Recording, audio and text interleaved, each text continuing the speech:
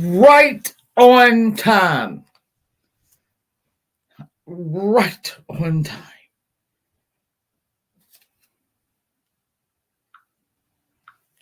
Hello, everyone. Dragon, I don't know if you're in here, but still in here, but Merry Christmas. Hello, Tracy F., if you're still in here. Sizzles. And there is JP. How are y'all? Hold on.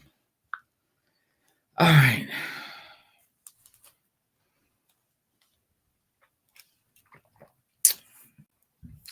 Let me pull out my damn. Pull out these files. Let me pull out the files. Sarah. Sarah. So sweet, Sarah. Let's see. I do not play. Hey, Mama Cannoli. There's Dragon. Hey, Peggy, my love. Merry Christmas to you.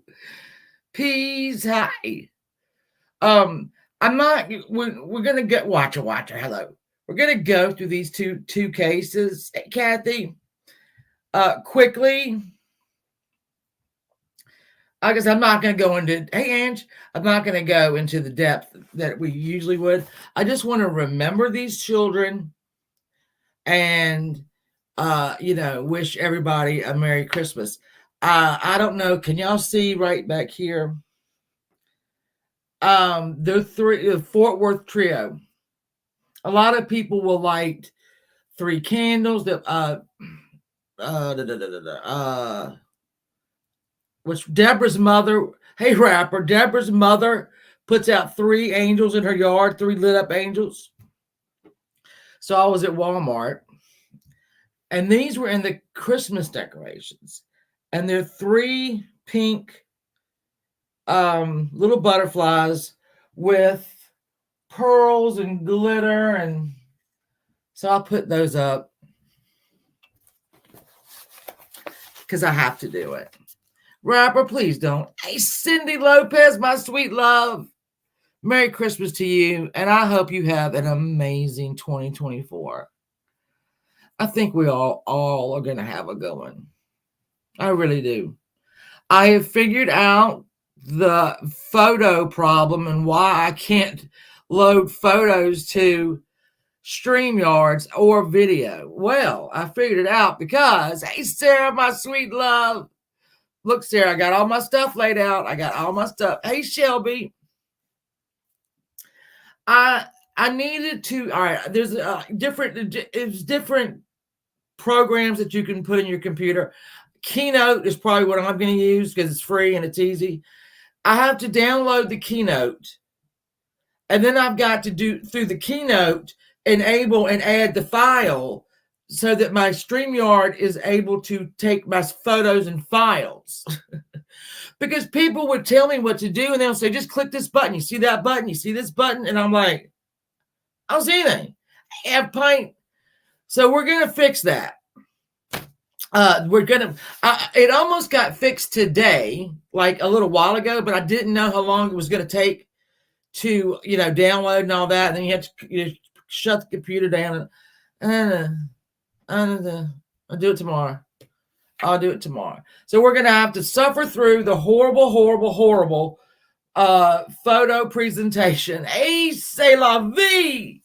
You are, Catch. I hope you're doing well. I hope you're doing well. I may have to wrap shit. Yeah, I'll do it. Here's the thing, Sarah. You only have to be a parent. You don't even have to be a parent, aunt or an uncle. To you spend all that time wrapping those. I would go and coordinate my Peggy. Peggy. Thank you, Peggy. I love you, Peggy. I love you. I hope you're doing well. Thank you, Peggy. I love you so much. I used to coordinate my I always want to make me cry. Coordinate my my wrapping paper, and I've had back when I had 1 child and then 2 and then 3 and then 4 and so I would do all of that coordinating And literally it's done. It's over. And what, 5 minutes, maybe 5 minutes. And to now, where you spend all this time coordinating and you're looking around and you're like knee deep in this shit. And you're like, that wasn't a good idea. No. Yeah, the ex is doing it. That's another one. I have to give up on morning. Oh, Peggy. I love you, Peggy. Peggy, you make me happy just to see you. Not anything else. You just make me happy. Joey Carter. There's my lipstick kitten. Now, I know some of y'all are going to be new to what we do over here, but kind of not. Which we go through a mystery. It can be a regular mystery. And some of those, I'll give you an example of those, is there's Asia Degree. Asia Degree was a little girl in North Carolina who, for some reason nobody knows, got up in the middle of the night on a rainy, cold night. She packed her book bag and she took off down a road. She was scared of the dark. She was scared of storms, and it was doing all that.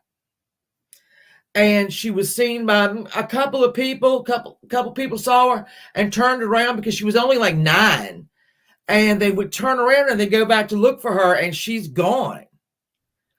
And she's never been seen again.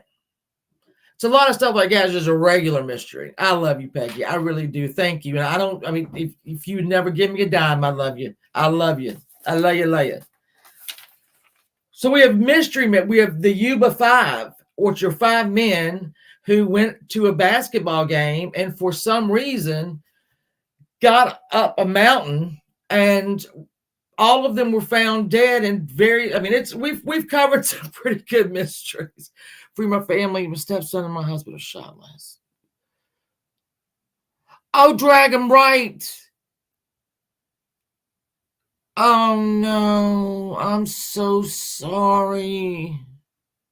Hey, Crazy Daisy, I am sorry. And this is the worst. You don't want that ever. It's horrible, but you don't want that now. It's so horrible. I am so sorry. That's tough. That's real tough. Yeah, that's tough. I've missed you, Crazy Daisy.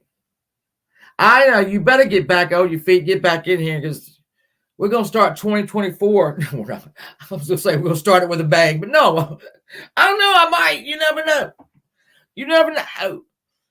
Yes, many prayers for Dragon and her family. That's so horrible. So horrible. So, all right. And then, so next week, what we're going to do is a little year in review, in case y'all didn't know. We're going to go over every case, just kind of talk over every case that we've done this year. Let me tell y'all this. I have selected some more, and y'all let me know. Let's do that now. Hey, Rachel. All right. Let me move y'all back a minute. I don't want to knock my pins over. Hold on. I won't knock my pins over. It's Sarah gave me. So let me see. For the next month. All right, I picked out that Judy Husentrude. Elle Kennedy. Elle Kennedy, you are absolutely gorgeous. I haven't told you that. You are absolutely gorgeous. You look like the coolest person in the room. I just thought you should know that. So Miss Husentrude is not. I'm not doing that on the very first thing. I'll change it. And then I had on the next one DB Cooper. With that, I want to get into DB Cooper. I know a little bit about it, but not a lot. And then on the 20th of January, because technically,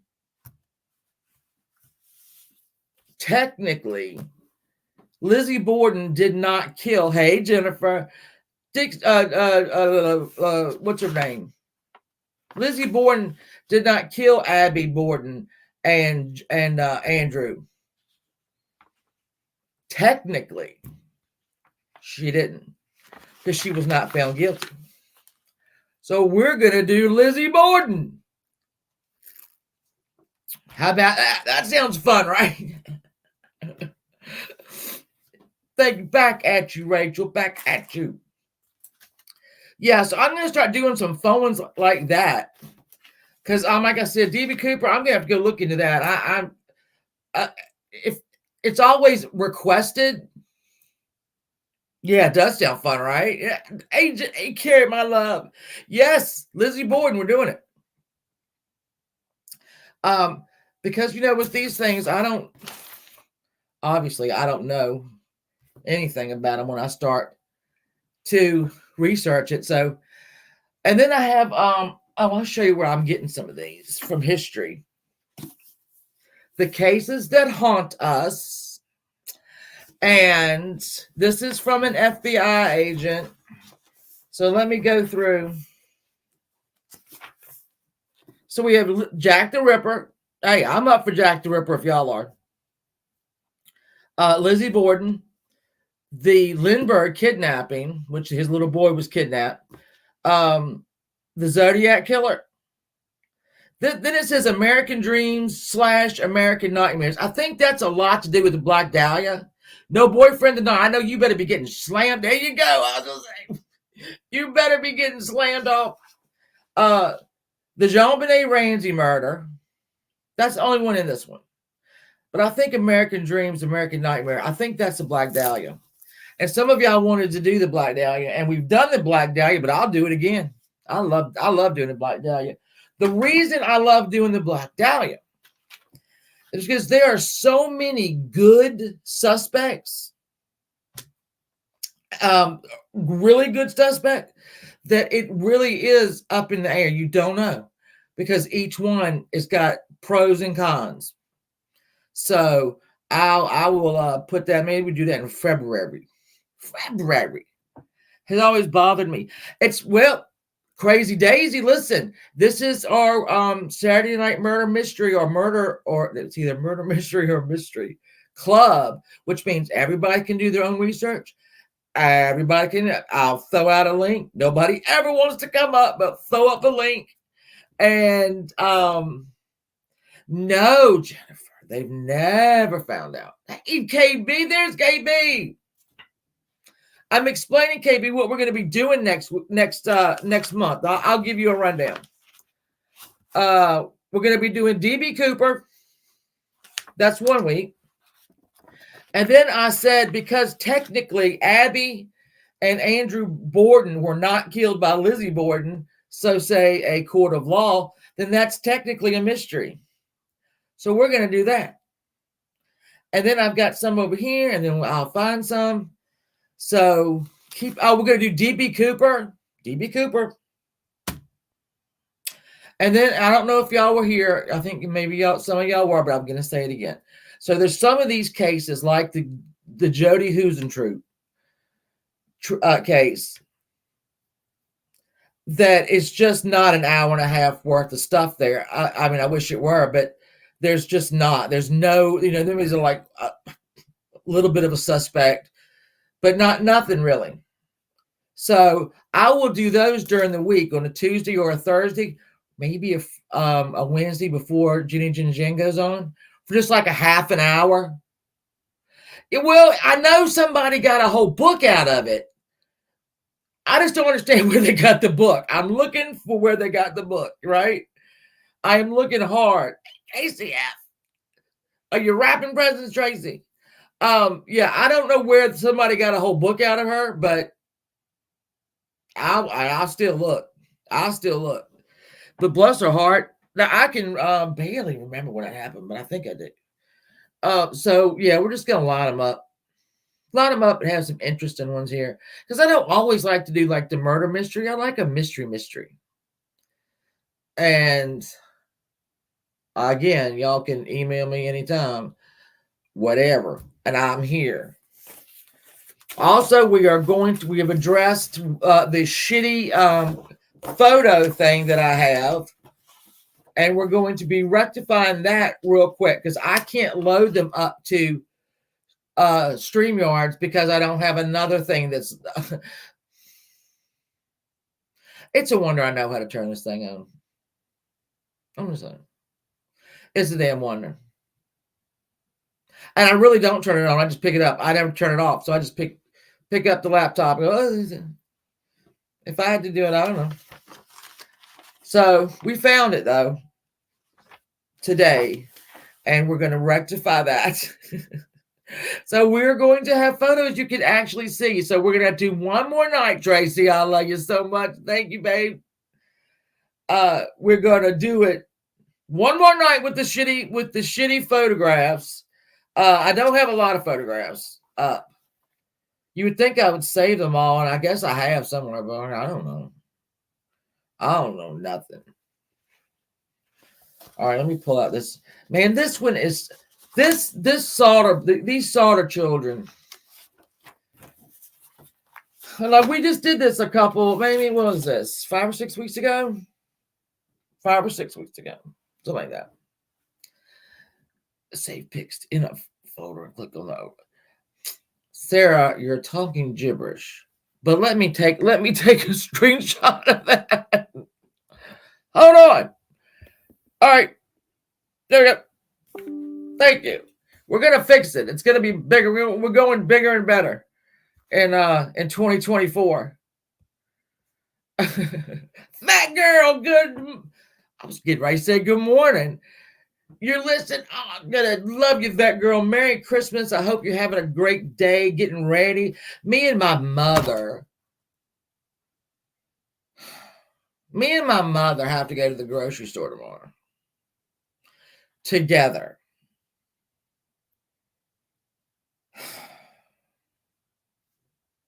Let me take a sip of them.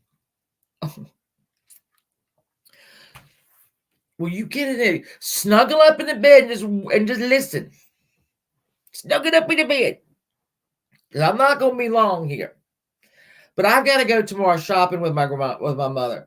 Because I did, Thanksgiving. I'm doing Christmas dinner. I love doing it. I don't care. My little grandsons were here today. My youngest 2 grandsons. And we made Toll House cookies. And I loaded them up with sugar and sent them home with their mother. She was not pleased with me. Not pleased. Plus, I gave a huge bag. We made them. We did good, though. We did really well. They wanted to do sugar cookies. I'm not doing it. No. Food color? Hell no. Hell with y'all. No. No. We didn't do that. We did Toll House cookies. And they stayed all day because she had to work. So tomorrow, me and my mother are going. My mother wants to go with me to the store when I get everything, so she'll know what to get. Yes, baby. So her exact words. Want to go to the store with you tomorrow?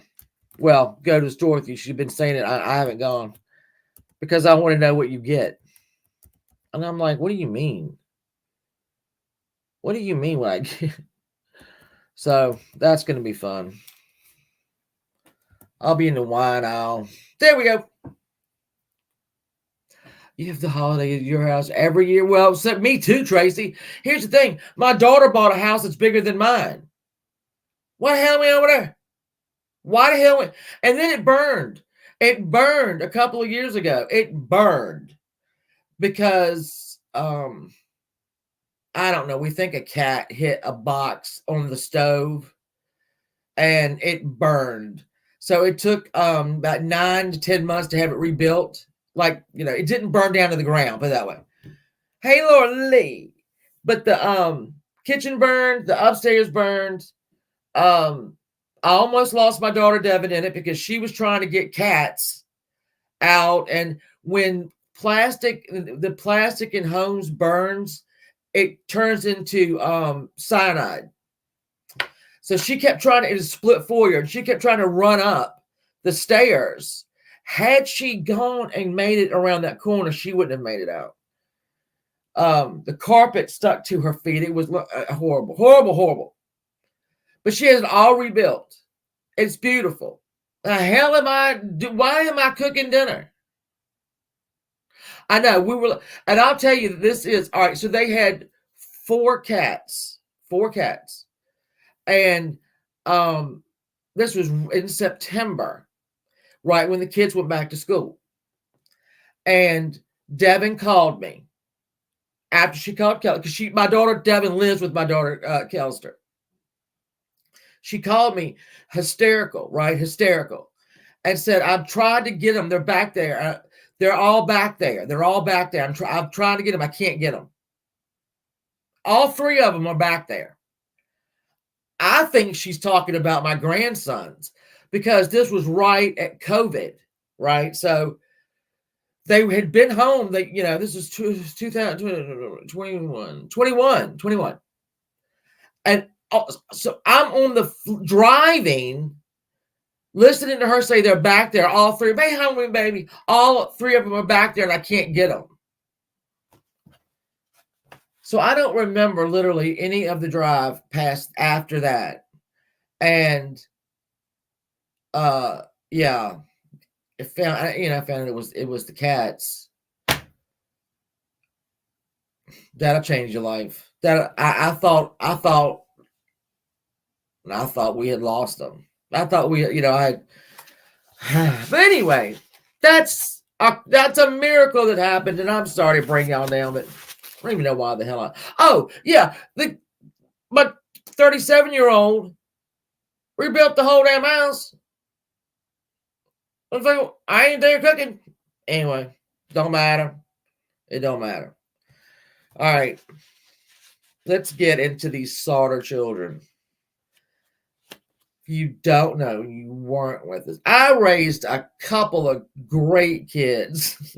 I raised 4 great kids. I must say, thank you. I don't know what I did right, but I did right. I'm so sorry about the. Well, it's all rebuilt now, and it's now our house is worth more than it was before it burned. So my son, every time my son sees her, he'll say, "Oh yeah, hey Teresa, my sweet." Oh, yeah, I'm gonna cover them because bless their hearts. But my every time my son talks about her, he'll say, "Yeah, insurance fraud," and then he'll tell my daughter Devin, Kelster tried to kill you. Kelster started a fire and left the house. It's funny now. It wasn't funny then. All right, let's get to these Sodder children. This is a family from West Virginia, and George Sodder was an immigrant. He was born in Italy, and as was his bride. It can do so quick, yeah, too quick. Lucky. George immigrated over here with his brother at the age of 13. Now think about this for a second. They got to Ellis Island, him and his brother. And his brother turned around and went right back to Italy. I don't know if he stepped foot on American soil, and left a 13-year-old that didn't know the language, right? Don't know how much money he had, have no clue. Just left him. And George made it work. When he was a kid, he was too young to work the railroad. So he decided he was going to, thank you for being it for 2 months, Peachy Weechy. Left a 13-year-old who didn't know the language. Anyway, so he decided, he couldn't work for the railroad, but he could work with them, meaning he would run water and food or whatever the guys that are actually working on the railroad needed. He would run that back and forth. And he made enough money to live, and he learned the language. And he met a girl who also was from Italy, little Jeannie, and they got married. Now, he was a taxi driver at one time. He was a truck driver. And he ultimately got a whole fleet of trucks and was pretty much like the Amazon the Amazon of the railroad. If you had something on the railroad that was delivered, yeah, Tracy F., thank you. If you had something on that rail car and you needed it brought to your house, George would say, okay, I'll bring it, no problem, because he had a fleet of trucks. He was like the Amazon man. They made a good living. Him and Jeannie had 10 children. Between 1923 and 1943, they had 10 children. Built a nice house, settled in Fayetteville, West Virginia, and things were good. He had two sons that were his two oldest sons, John and Joseph, had been away fighting the war. And this was going to be the very first Christmas that they were all together again. But Joseph couldn't make it home. He got hung up in North Carolina, and he couldn't make it home. So, the celebrations were a little, not as festive, but they're good. So that night, let's get the kids together. We have Marion, who is 19 years old. John, who is one of the ones that's home from the war, he's 22. You have George Jr., who's 16. And then you have little Sylvia, she's 2. And we have Maurice, 14, Martha, 12, Louis, I say Louis, it's probably Louis, but I say Louis. Louis, who is 10, Jeannie, who is 8, and Betty is 6. These are a lot of kids. And let's go on and bring up these hideous photographs. But I want you to kind of see the way the house, if you can see the house and how, because I did not understand how this thing was laid out. For some reason, I did not understand why this was laid out the way it was. All right. I'm just going to do this. All right. Now, this is their house. This is their house. All right. So you see where it says boys room, girls room? That's actually sitting on top of the dining room and the living room. So it's 2 stories. They also have a basement. And George would work on his trucks in the basement of the home.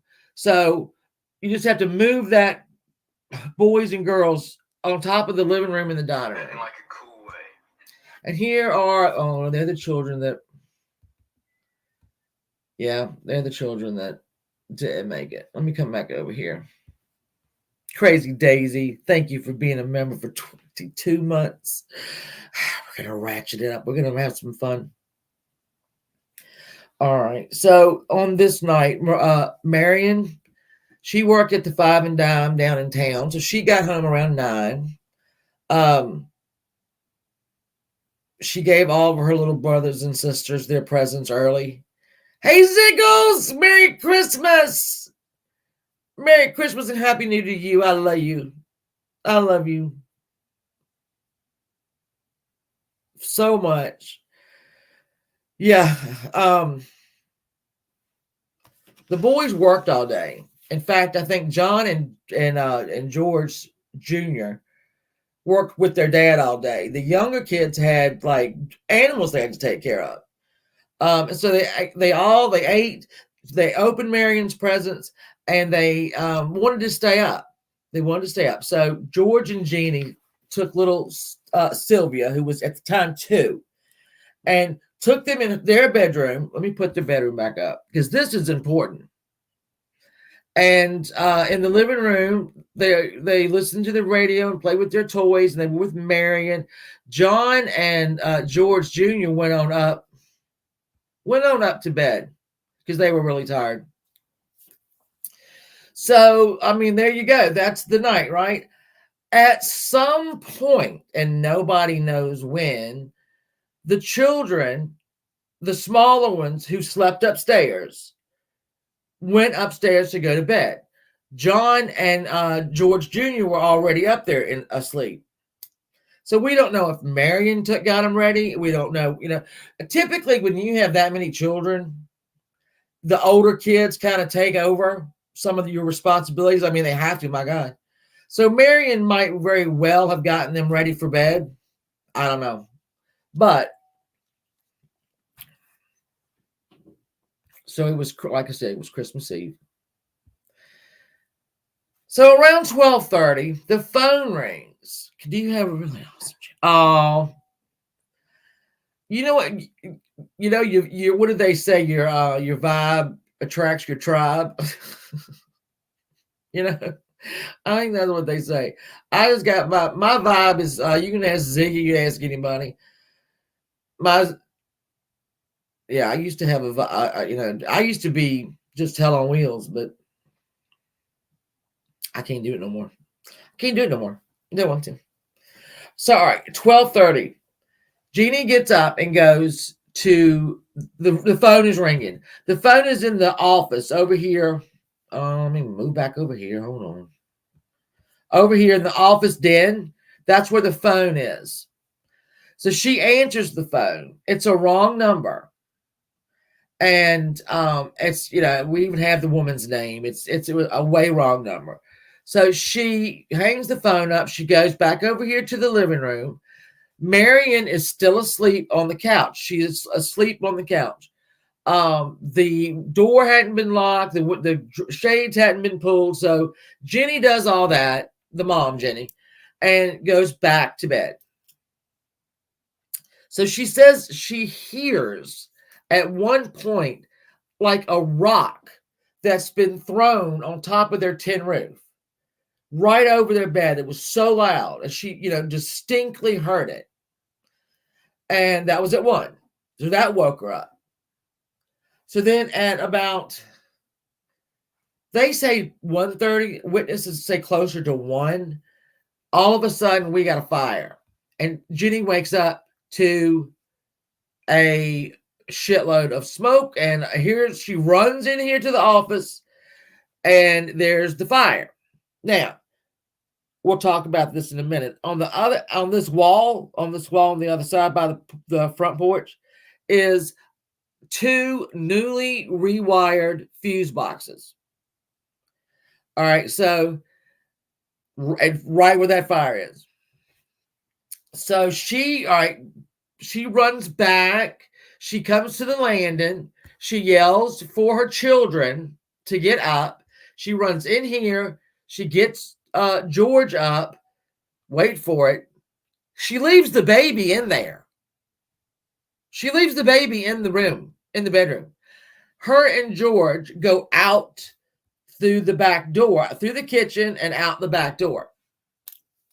Marion gets up from the sofa, runs into her parents' room, grabs the baby, and they run out.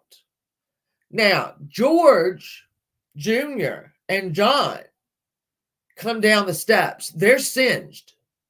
The fire is moved that quickly that they are singed, okay? Hey, crazy train. So we got a problem. Now, George decides, okay, I've got to get my kids out of there. So he runs around to the back of the house. He smashes a window. When he smashes the window, he slices his arm off to pieces, but he don't care. And he's trying to get in that window, and he can't do it. So he runs over to grab a ladder that is always up against the house. It's never not there until that night. All right. So he's thinking to himself, all right, he comes up with a third plan. He is going to go, Earth, I love you, dear Uranus and back, baby. Thank you. Merry Christmas to you and all of yours. And we're going to have a great 2024. We are. Get ready for it.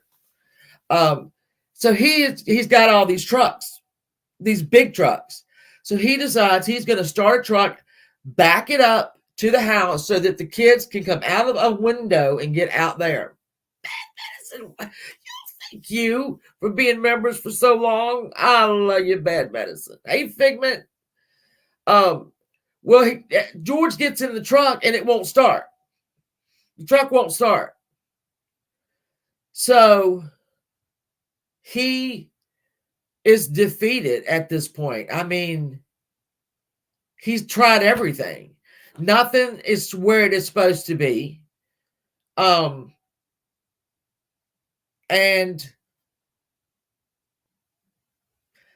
all right, this gets even better. So a guy coming down the road,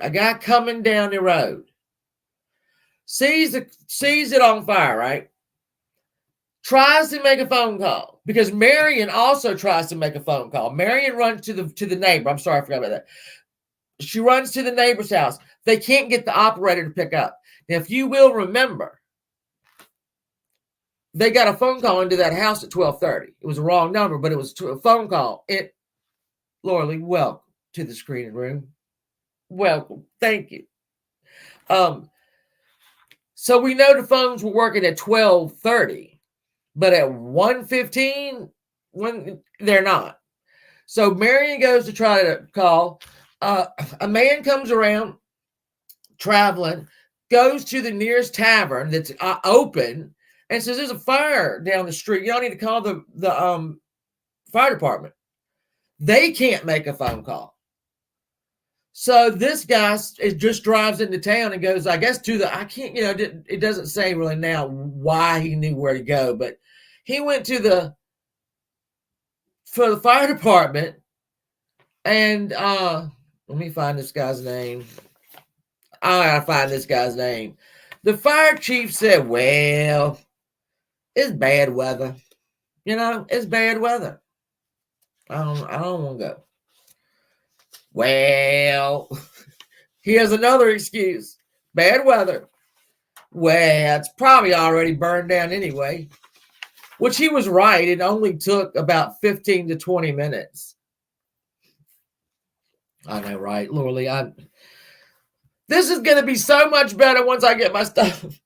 And then we come to the third excuse why the fire chief can't drive. AJ can't drive the truck down to the house 2.5 miles. He doesn't know how to drive the fucking truck. He don't know how to drive the fire truck. The police chief doesn't know how to drive the fire truck. Merry Christmas to you, Chase. Merry Christmas.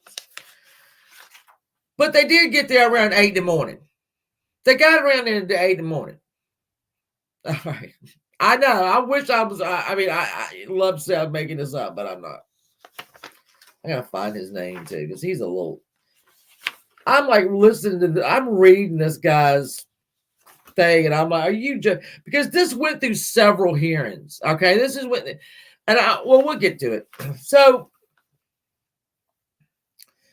they do get there at 8 o'clock in the morning.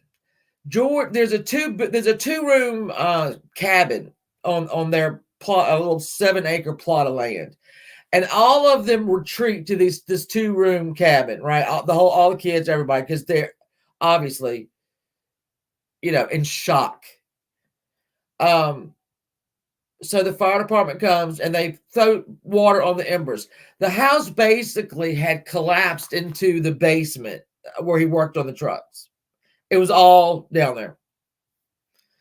And so they were, they say when they got there that it was burning. Other people said it was smoking. You're not going to get the same story out of two people. So they kind of wetted it down. And,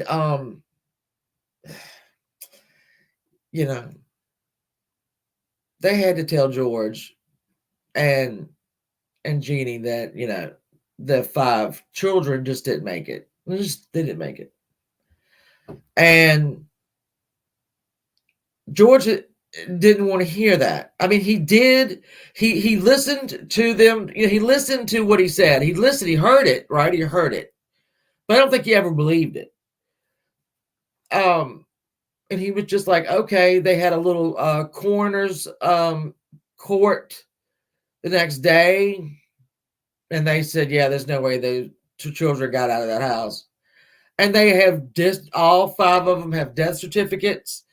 And George decides, they told him don't do anything with the site. Don't do anything at the site. On the 29th of December, he got his brother-in-law to come in and bulldoze just dirt into the basement. And he put up flower gardens and all. He had little figurines. Let me just show you. I have some. There's really not any great pictures of this stuff, but here it would be. He put the 5 angels there, and that's what he's, that's what he started staring at. Now, as if that wasn't enough. Hold on. I've got so many. I took notes about my notes. Let me get it. Hold on. I gotta catch up. I gotta catch up. All right. So George begins to not so much believe that the children are dead. He thinks that the children were kidnapped.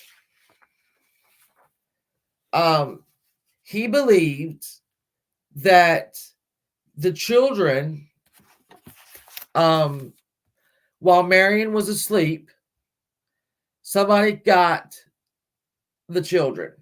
Now, their ages are, if you ain't going to get too many kids past,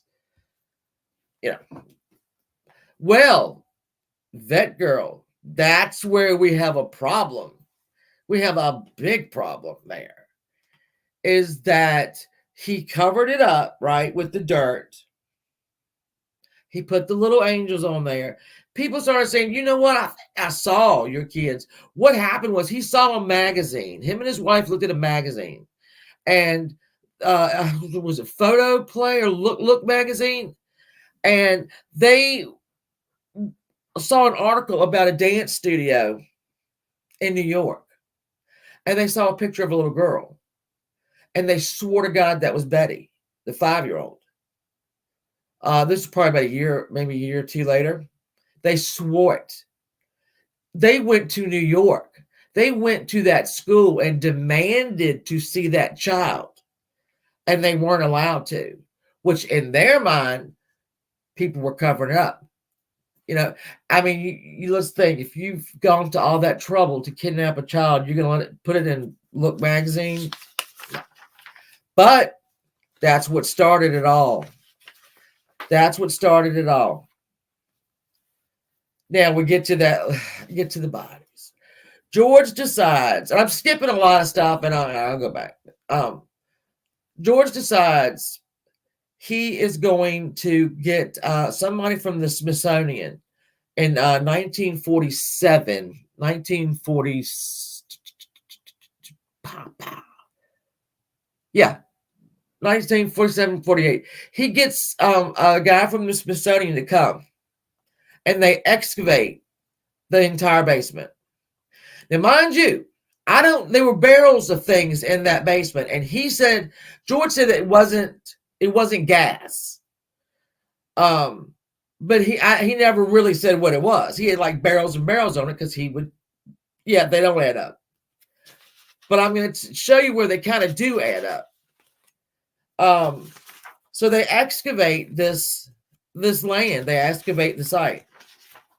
Now, they only find 6 bones in the whole basement. And 4 of those are human. And they're vertebrae. And they fit together perfectly. And they're a vertebrae of a 16 to 17-year-old child. But the oldest kid was 14. Now, I don't know what 2 years does. I don't know what, if you can, I don't know. But George said, no, that's him. That's Maurice. They found little pieces of bone, but not even. The only intact bones they found were the 4 that were the vertebrae. So, of a boy older than Maurice. So, do with that what you will. Then people started coming around and saying, "Oh well, I was there the night that the fire happened, and I saw a car with all the children in it drive away." Really?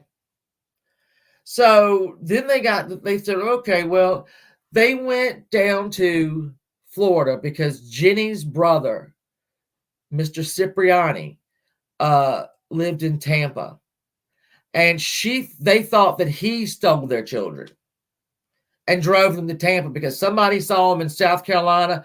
A woman said at a motel that they stopped there with two adults, two males, two females, and the children, and they were on their way to Florida. So the police had to go down to Florida, get the census records, make sure they knew that they could account for every child that was on this census report, and they could. So there was that. Now let's talk about the all right. Here is the billboard that George and Jeannie put up. And it stayed there till Jeannie died. $5,000. That's a lot of money back in 1945, 46, 47, 48. They were determined that I don't know why they thought that the law. I don't know why they thought the law was doing. I don't know. That girl, I don't know. Here's what I can tell you though. I'm going to read the statement. It's 3 different statements. And it's 3 different statements from John. All right. John is the 23-year-old home from the service, got out, burnt, singed up. All right. So he's given 3 statements over time. And statement number 1, we went to bed at 11:15, 11:30. Everything was ready for Christmas. I can't, I'm doing it like this. All right. He was in the same bed with George. I don't know who he is, but anyway, George woke up. We came downstairs. Oh, John and he came downstairs expecting to fight the fire, but they got there and they couldn't do it. Then they said that they woke the others. NACO, they woke the others. They were upstairs. Hey, Alan. So that's one statement. Either they did or they didn't. I don't know. Fire swept through the place, and so they say here that they woke the others. So they've just put the others upstairs, not in a car, waiting for the house to burn down. They've put those 5 children upstairs. So here's another statement from John.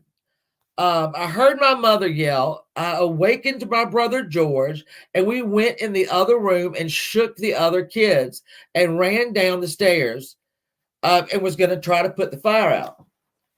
So that is he and George. Again, he says, shook the children to wake them up. And so that's number 2. The first time he yelled at them. Second time he shook them. Here's another statement from him. So John stated he called for the other children. We were sleeping upstairs. John is sure that when he called to his brothers and sisters sleeping upstairs, he heard replies. So John is putting those children upstairs after the fire has started, after his mom has screamed up there to do it. He has done that. This is John. Well, I'm holding this up. I'm holding this up like it's a legal piece of paper, but it's not. Yeah, yelled and shook, and and I understand. I can only imagine you can't remember everything you did, but he's given 3 statements that I could find, which put those kids upstairs. It doesn't. It doesn't put. You know. Doesn't do it. I'm sorry. I mean, I'm sorry for this family. I think I could probably get where you could not live with yourself, knowing that 5 of your children are dead. I understand why. Jenny the mom, wore black the rest of her life. Nothing but black. Another really sad thing about it is that she had a son after all of this, and that little angel passed away right after it was born. So they've got this billboard that stayed up there for like, what is it, 56 years. They had psychics come by.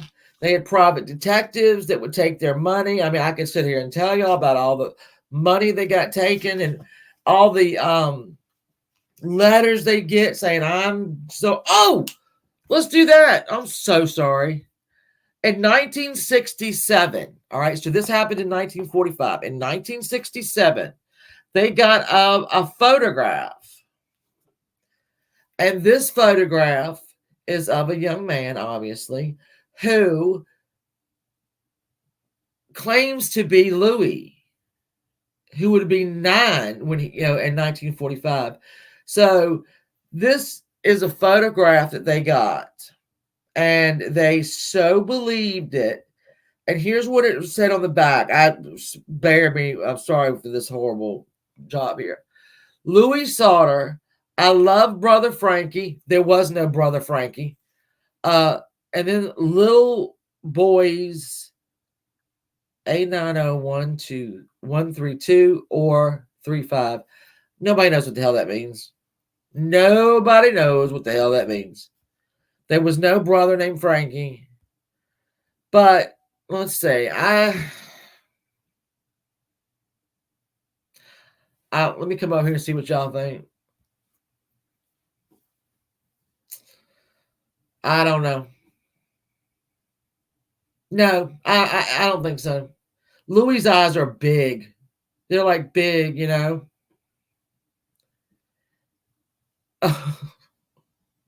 So that, they so believed in this child, well, this man. Yeah, different line. The eyes are different. Louis' eyes are big, and this guy, I mean, this is a very handsome man, but he's just not Louis. But they included him in this. Oh, I always do this. All right, here was the last. This is the last billboard that went up on the site of the house. And read this to you. It just talks about the children being murdered and how nobody will help them. And the story is a lot. It is a lot. It's a lot. But I wasn't going to go into all the details just because. So, but they so believed that they added him into the the little thing there. Now that billboard stayed up until Jenny died. And I wish I could now remember how many years it was. It was a lot of years. Well, see, there you go. That girl, they say murdered. On this last little thing here, this last billboard, they say murdered. They also say kidnapped. I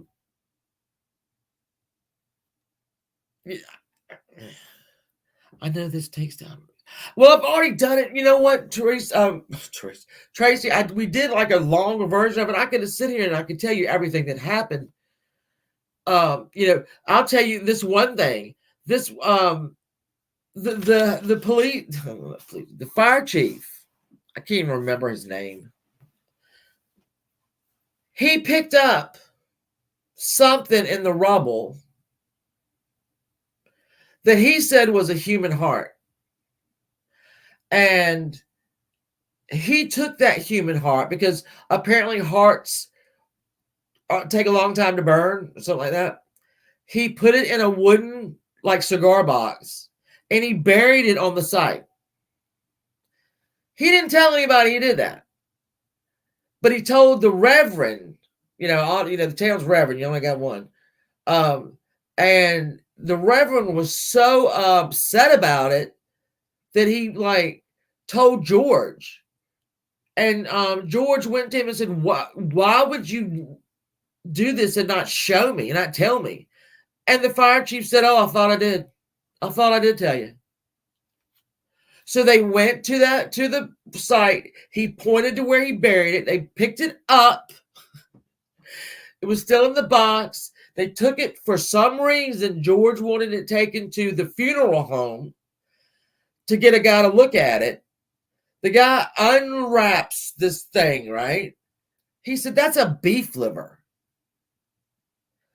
that had been laying in the ground for 3 years. He said, that's not a heart, that's a beef liver. So why would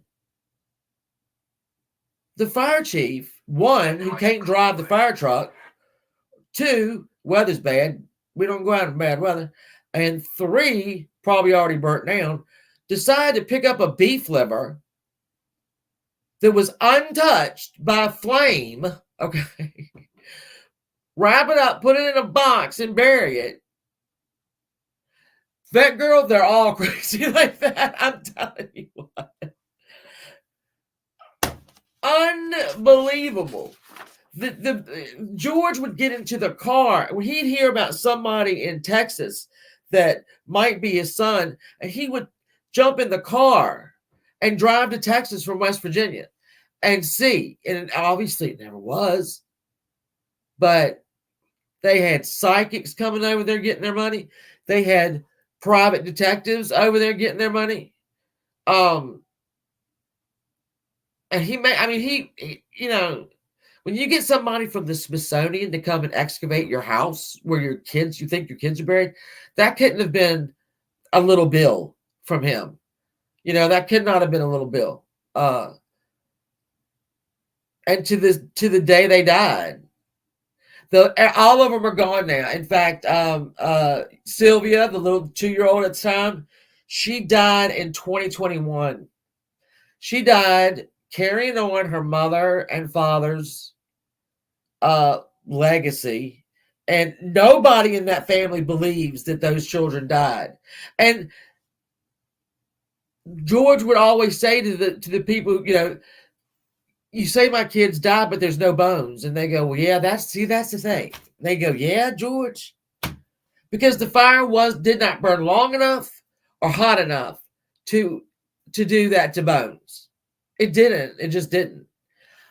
Unless what he had in the barrels, right, under the house, unless something in them could do it. But it would still be hot. I mean, you would not be, K9 Carly, you still, the next day, if you remember, it was like smoke. It wasn't, they just put like water in the basement to stop the smoke. So that's it. So we got this, There should be a lot of bones there. 5 kids. There should have been a lot of bones. And there's not. There was 4. It was 4 bones. And even like one guy was saying, even if you take a body sometimes through, a crematory, it doesn't get all of it. What are the odds that 5 human, skeletons would all be pulverized by a fire that didn't last for very long? The house was down within 30 minutes. And the smoldering, I don't know. But, the one part that was George Sr.'s thing is they kidnapped him. No, baby. John put those kids up in that room. That's where he saw them. And I bless their hearts.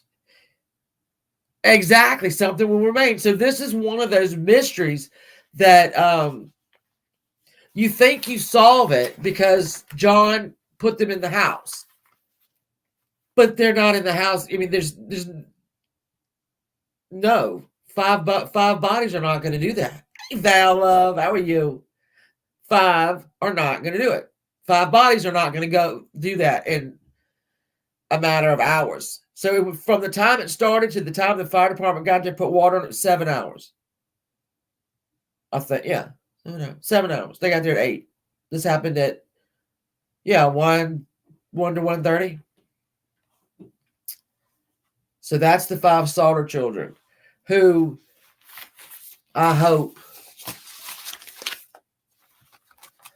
I don't know what I hope. I hope they found peace wherever they were. Can you imagine the guilt? Yeah, well, there you go. They, I don't know. Him and George Jr. I don't know.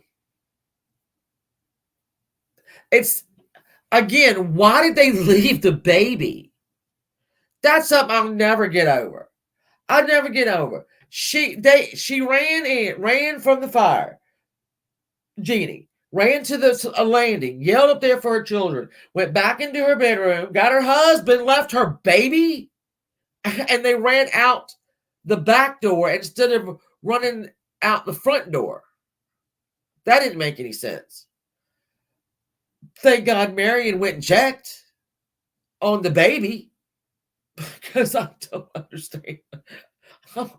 I would read that somewhere, right, where her version, Jeannie's version of what she did, and I would be like, well, that doesn't sound right. And then I would go look somewhere else. Well, that's her version of it. She left Sylvia in the damn burning ass house. What are you gonna do? The ladder. Let me say this: the ladder. So one of the guys from the tavern decided he was going to steal something of George's because there was a fire. He was, he had a garage out there, and it was this thing that you use to pull engines up. So he also is the one who cut the phone lines. Not during the fire, not during the house fire. But the fire department and the police couldn't figure out how he done this, because you would need a 14-foot ladder to do this, and that was not a 14-foot ladder, and the cut was 4 feet away from the pole, so they couldn't figure out how he did that, but he said he did it. So I mean, he served a little time for it, paid a fine.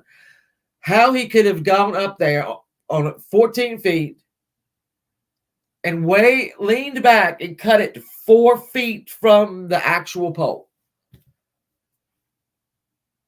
Stupid thing. And then he threw the I think maybe him and his friend used the ladder to, I don't know what they did. They threw it over in the ditch in front of the house. So yeah, George, Marion, and John got out, and Sylvia. And then we have Joseph, who was never there. So they lost 5 kids. Joseph wasn't there because he couldn't, he was in the army, so he couldn't get out. So yeah, they've lost half their children. I can't imagine what their life was after this. I can't imagine what their life was after this. I guess that is the epitome of what a parent does, because they looked until the end. And I want to say that when George went to Texas, he took one of the boys with him, and they said that their dad was so sick. But he made that trip, and when he got home, he didn't live long after that. So on the Sodder tree, and again, listen, y'all, it's so heartbreaking, and nothing makes sense. It just doesn't make sense. Who was downstairs? No. All right, Marion was downstairs. John and Junior, hey, London girl, were upstairs sleeping. Marion would have usually been upstairs sleeping too, but she fell asleep on the sofa. The fools from the damn tavern. Yeah, no. So yeah, Marion would probably might have died as well. Because see, I'm thinking now of like my daughter's house when it burned. They have there was that one, little stairwell, the window that went to it. I mean, dude, he tried everything. They said he sliced the shit. Well, what about logical? The most logical explanation is that they died in that house. That's the logical thing. But I can't tell you how. Yeah, these are mysteries. And I really thought today, not today, but the other day, I was like, man, I'm reading it right here. John is putting them in the house 3 times. But their bodies didn't show up. Their bodies did not show up. I think George's opinion was that somebody came in while Marion was asleep and took them out. And then they threw a bomb, like a little bomb. That's what she heard. That's what Jeannie heard when she said she heard sound like a rock hit the tin roof. They swear that was a bomb. They swear it was a bomb. They found pieces of the bomb. Again, you're throwing in a lot of, it's a lot of what's. It's a lot, but I can't imagine living that life. Hold on. I put all kinds of stuff in this folder, and it shouldn't be in this folder at all. I'm not supposed to be in this folder at all. Now, I'm gonna just go through all right, we're going to talk about the girls from Fort Worth, the Fort Worth trio. So 49 years ago today, 3 girls went to a mall and they never came home. They never came home.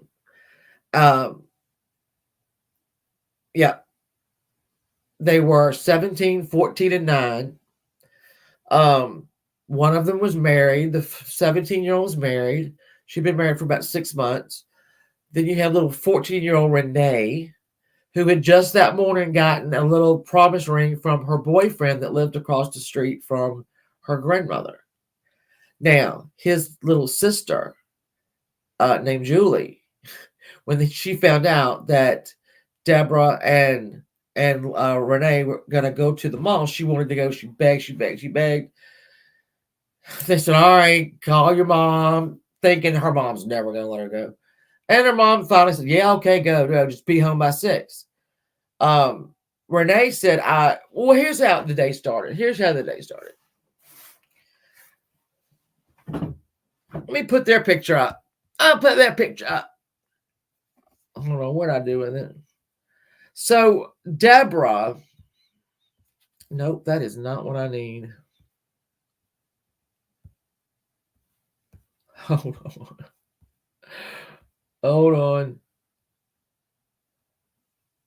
All right. So Deborah is married to a boy named Tommy Trelica.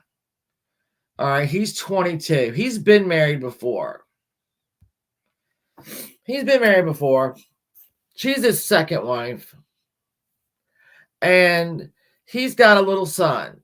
And they find out they're going to be able to get the little son on Christmas Eve. So she's got to run out and get a bunch of presents, right, from Santa Claus. And she asked her sister. Her sister lived with her and her husband. You're going to find out why that's weird in a second. Hey, Care Bear. I love Halloween, baby. Yeah, so she called her mom. Asked her sister to go. Her sister said, no, I'm tired. She calls her mother. You want to go to the mall? Her mother says, I can't go. Your father's got cancer. He's having a really bad day. I can't go with you. So she calls her best friend, Renee. And Renee said, okay, listen, I've got a Christmas party to go to tonight with her boyfriend, and I've got to be home by 4. If we're not going to be home by 4, I'm not going. And Deborah said, there will absolutely be home by 4. So she goes to pick up Renee. Now, Terry, it's confusing, but it's not really. Across the street, Renee's little boyfriend Terry lives, and Ray. No shit. Julie is his sister. So they asked Terry, "Do you want to go with us to the mall?" He says, "I can't go. I promised I'd go visit so and so." And they asked another sister to go that was a little bit older, and she couldn't go. So Julie's like, please, please, please, please, please, let me go. Let me go. Please, please, please, please, please, please, please. And they were like, yeah, all right. So they stopped. They're on the way to the mall. They stopped by Army Navy. And Renee gets out a pair of jeans that she's going to wear to the party. Yay, Rod. And they go over to South Seminary Mall. I'm going to show you pictures of the mall because it's not a mall the way we think of a mall now. Or, it's not that kind of mall. It's not. All right. So you see here. All right. It's kind of open. So it's not a covered mall like you think about now. It's all outside. I would get some more photographs of it. Kind of just, out there and about. Not what we consider a mall now at all. What is this? Oh, we'll go back up to that. All right, so they go pick up the pants. They go to the mall. We know they got to the mall. 4 o'clock comes, and there's no Renee. And 6 o'clock comes, and there's no Julie. And so people start to panic because these girls are not back. So the fathers of these girls decide, all right, we're gonna have to go and trace their route, because they knew which mall they were going to. Make sure they traced their route, make sure they didn't break down on the way, right? So they got to the mall, they got to Sears, and an upper parking lot. There's an upper parking lot, and they find the car. There's only one present in it. All right, a lot of people say, oh, they went and they dropped their stuff off. No, they didn't. There was one wrapped present in that car, and it was one that Renee had bought for Deborah's stepson.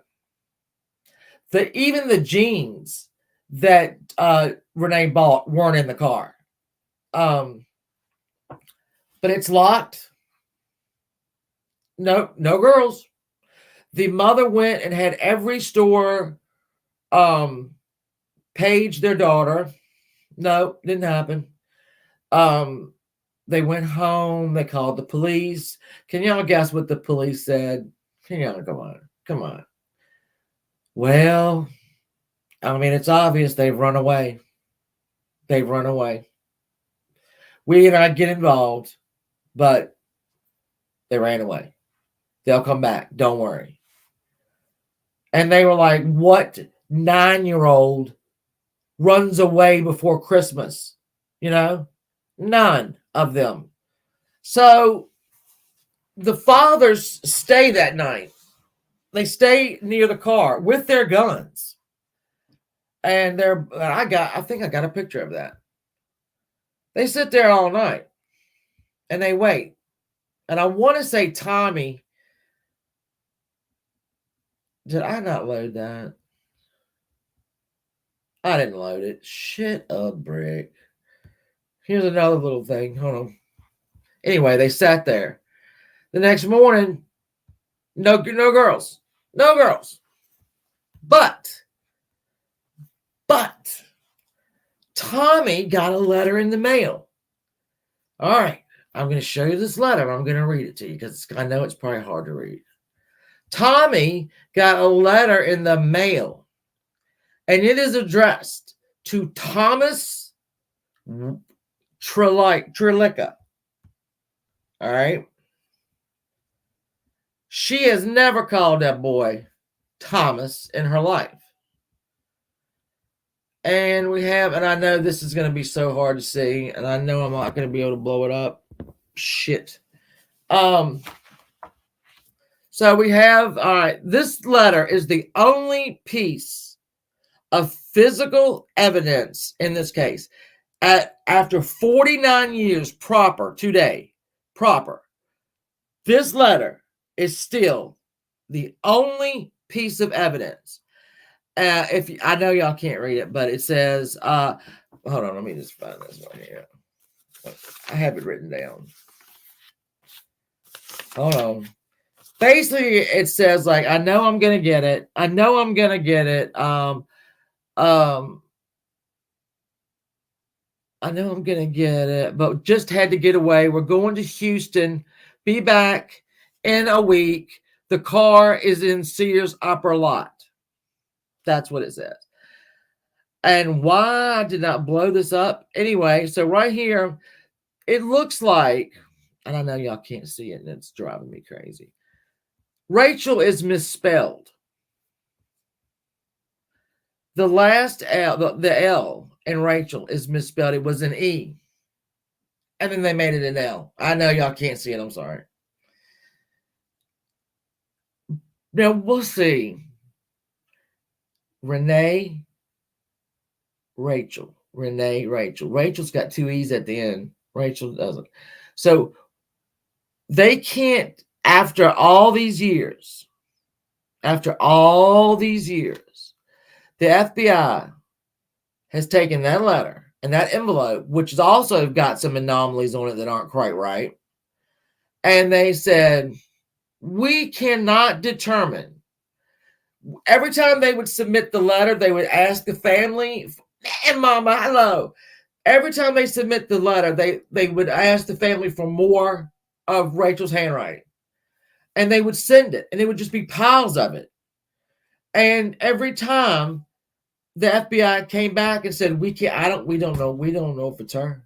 I appreciate that, Mitten Mom. I hope you and your lovely family have a great Christmas. So the postage on it. The postage is has got a problem as well, because it could be from 2 different or 3 different parts of Texas. All of them within about an hour of Houston, but not firm. And it was also 2 of the places it could have been from. Tommy Trelica had a lot of family. In fact, he moved there a couple of years after all this happened, when he divorced Rachel for abandonment and got married again to another 17-year-old. He would do business in both the 2 towns, and I can't remember what, Throckmorton and Weatherton. So that's weird. So the thing with the letter is, Tommy gets it. Tommy can't remember if it's sealed. Tommy and the sister-in-law. Oh, did I forget to tell y'all this? I think I did. Tommy was engaged to Rachel's older sister first. Yeah.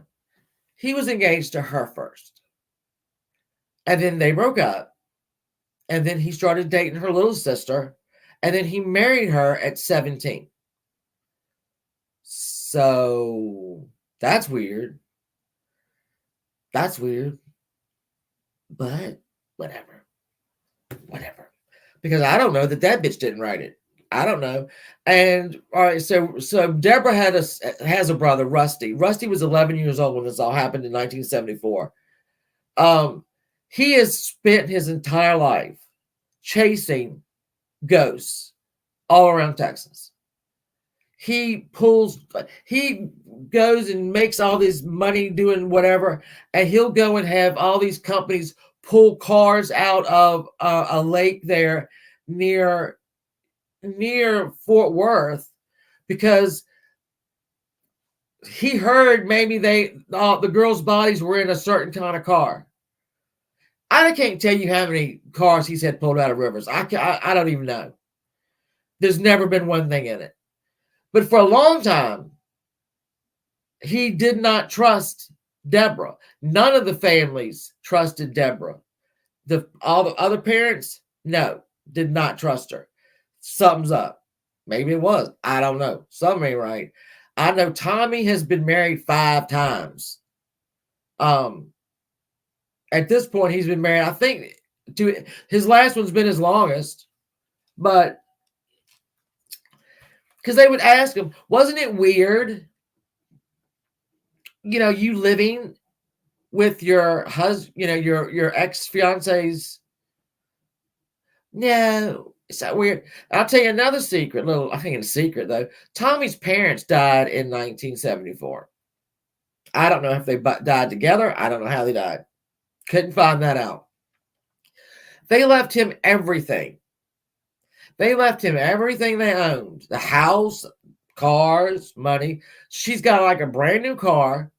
Why are you going to leave your car? If you're going to Houston for a week, why are you leaving your car? Your perfectly good car. That doesn't make any sense.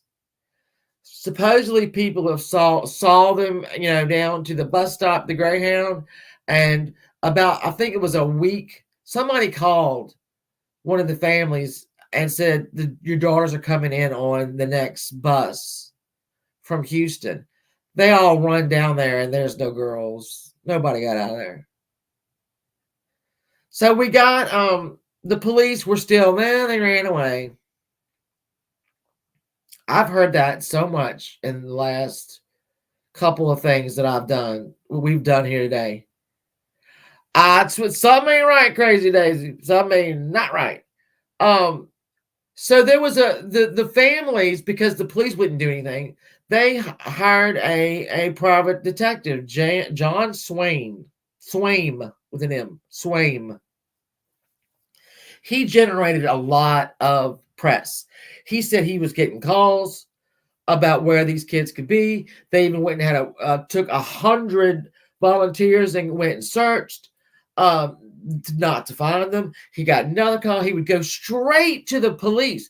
He even got the police to move the case from the juvenile youth department over to homicide. All right, because damn. So he did a lot of work, and he was on the ground. He was creating buzz, right? And people were talking. Well, he had a drug problem, and he OD'd. John. And John told his people, whoever they are, when he died, to burn all of his records. And they did. So they go to pick up the records from John's, case, because he's died, and they go, "Oh no, we burned them all." What? Yeah, we burned them all. That was in his will. We had to burn them all. So we don't know what the hell was in that record. Yeah. So to this day, the cops cannot. You can read an interview. They can't get those girls out of that mall. Now, there was I gotta find his name. There was a guy, and hold on, I'm gonna tell this story because something ain't right with this one. All right, so there were people that said, "Oh, I saw them, girl. Look, I saw them. I saw somebody shove all those kids into a van." And when I said, hey, the guy said, "This is family stuff. Stay out of it." And I said, "Okay." Then somebody saw them shoved into a truck with 2 guys. All right.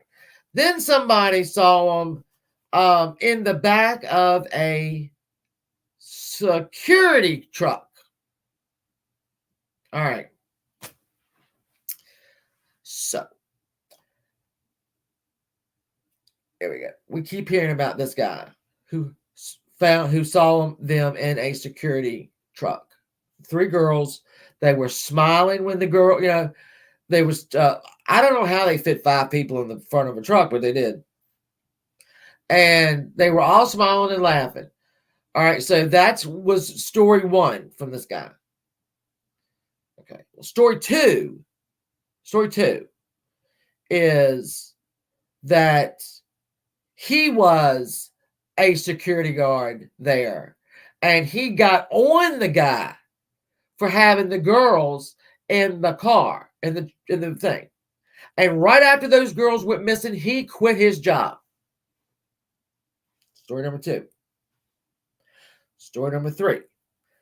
There's press, there's a reporter, a cameraman out shooting for this story, on one of the many anniversaries. Next year will be a huge anniversary, and I'll cover that again. And a man walked up to the reporter and said, "You know what? I was a security guard there, and I saw them take, a guy that I was working with, had him in the truck. I saw it, and I told him that he told me to mind my own business, and I said, But and the reporter was like, "Did you ever call it in?" He said, "Yeah, I told the police. They never got back to me." And they said, "Well, he was a retired cop. He was a retired cop who I guess never thought to walk down the hall to the person who was taking the thing, the reports, and said, 'Yeah, I got a story for you.' He went to a reporter on the side of the street. He's a retired Fort Worth cop. Why do you string that story? Why does it start here and end up big over here? And you're a cop. And you're bitching to a reporter about nobody taking your... Even though somebody did find the guy, they tracked down the guy that did quit the next day, and he didn't have anything to do with it. And that's just some of the bullshit, honestly, that is this case.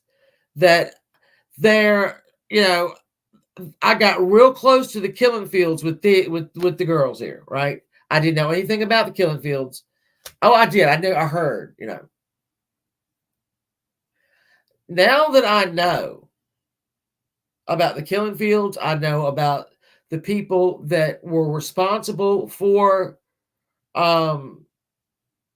crimes in the killing field, which with more than one person, they could get one person, more than one girl out and about and gone.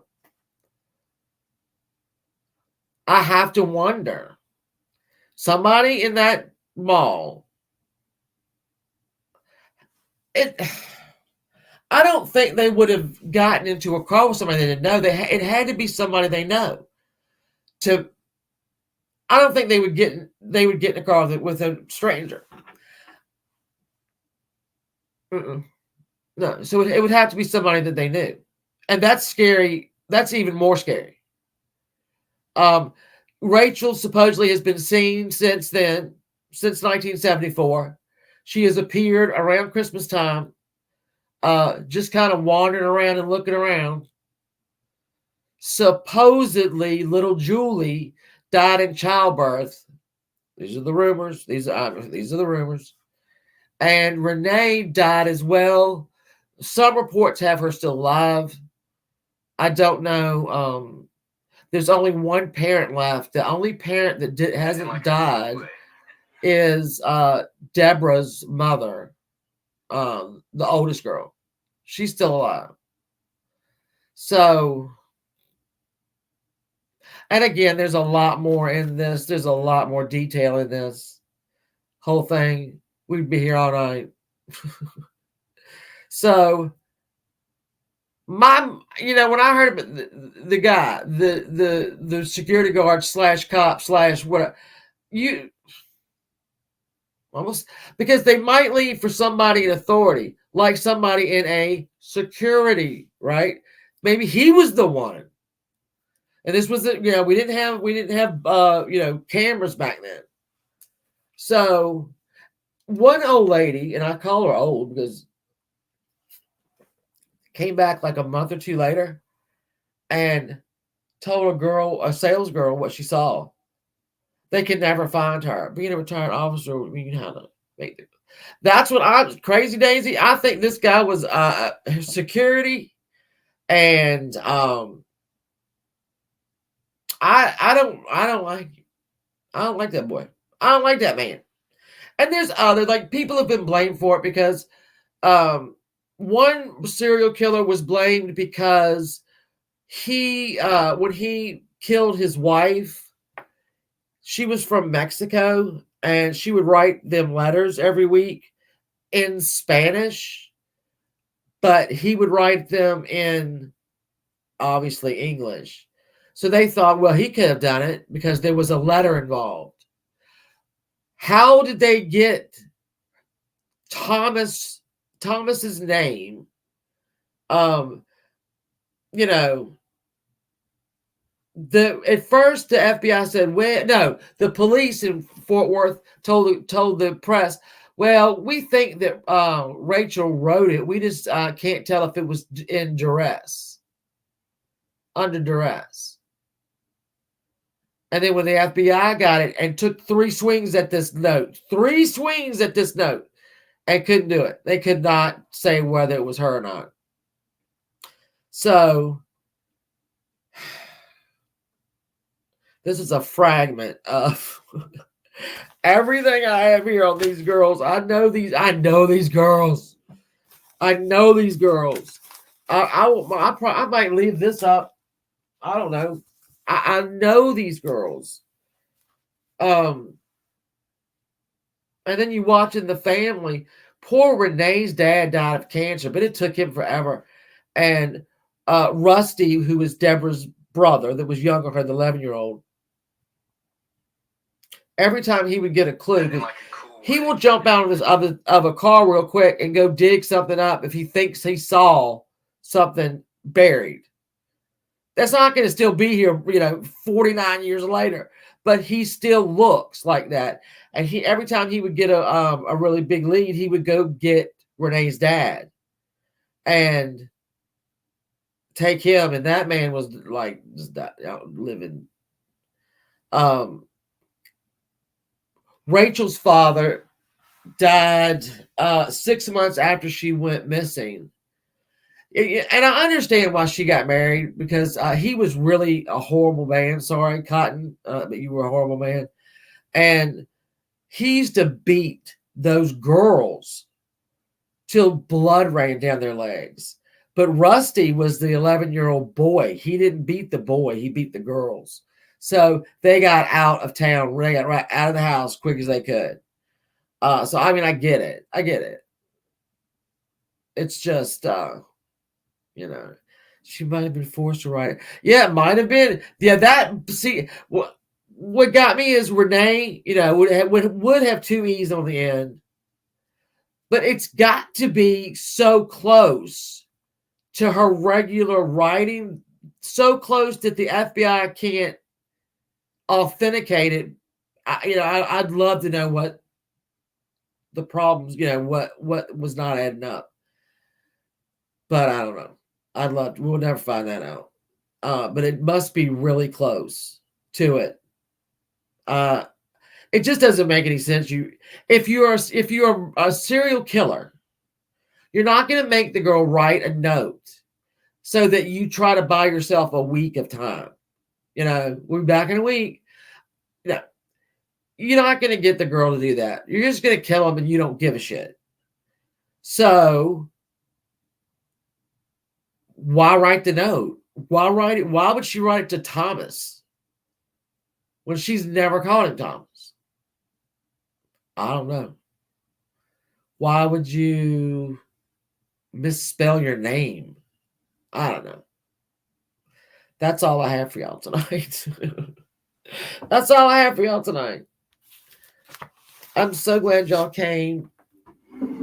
And put these back in the chest. In the treasure chest here. And those girls have been missing 49 years tonight. I was thinking about it a little while ago. I was looking at the time, all right, so there's Central Time, and I was thinking, yeah, her parents 49 years ago were absolutely frantic right now. And that never went away.